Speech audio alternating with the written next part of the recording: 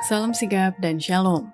Renungan kita pada hari ini, Senin 14 Agustus 2023, berjudul Kenikmatan Dosa Merintangi Kehidupan yang Berbuah. Ayat intinya terdapat di dalam Lukas 8 ayat 14. Yang jatuh dalam semak duri ialah orang yang telah mendengar firman itu, dan dalam pertumbuhan selanjutnya mereka terhimpit oleh kekhawatiran dan kekayaan dan kenikmatan hidup, sehingga mereka tidak menghasilkan buah yang matang.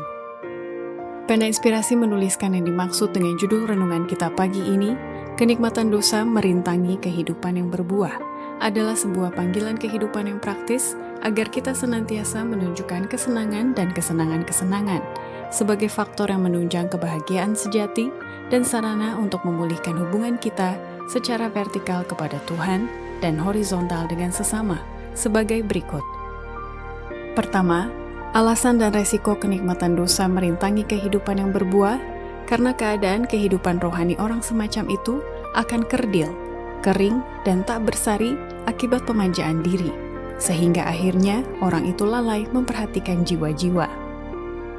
Mereka memanjakan diri dan lalai memperhatikan jiwa-jiwa dan kebutuhan orang-orang untuk siapa Kristus telah memberikan hidupnya, tidak akan makan roti hidup atau minum dari air mata air keselamatan.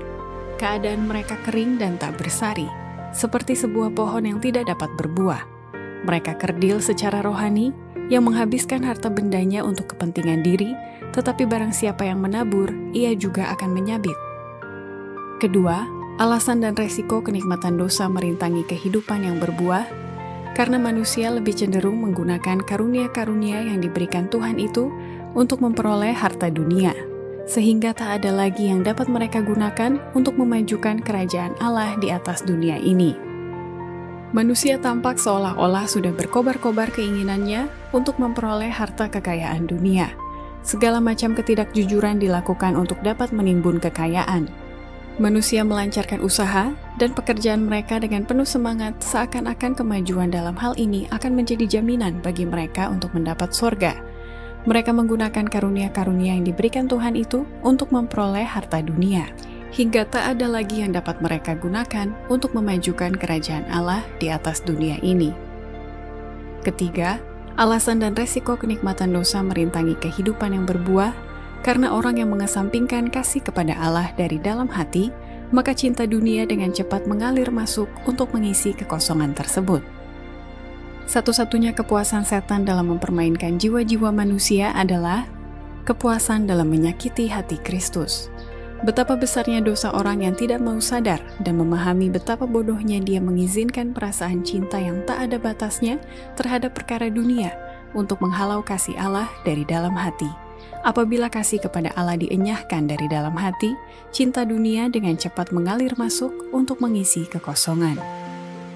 Keempat, alasan dan resiko kenikmatan dosa merintangi kehidupan yang berbuah, karena keduniawian dan faktor badani telah mengisap pikiran, kasih, dan pengabdian yang dituntut Allah, sehingga kekayaan itu menjadi satu jerat. Kitab suci mengajarkan bahwa kekayaan itu berbahaya, hanya bila ditempatkan bersaing dengan harta yang baka.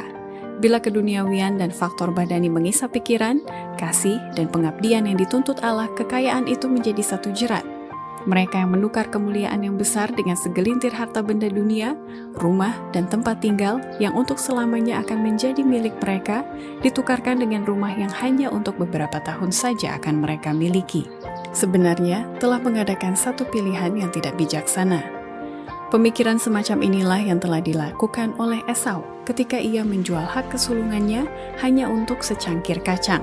Begitu pula Balaam yang menukar kebaikan Tuhan dengan hadiah Raja Median, dan Yudas yang untuk 30 keping perak telah mengkhianati Tuhannya.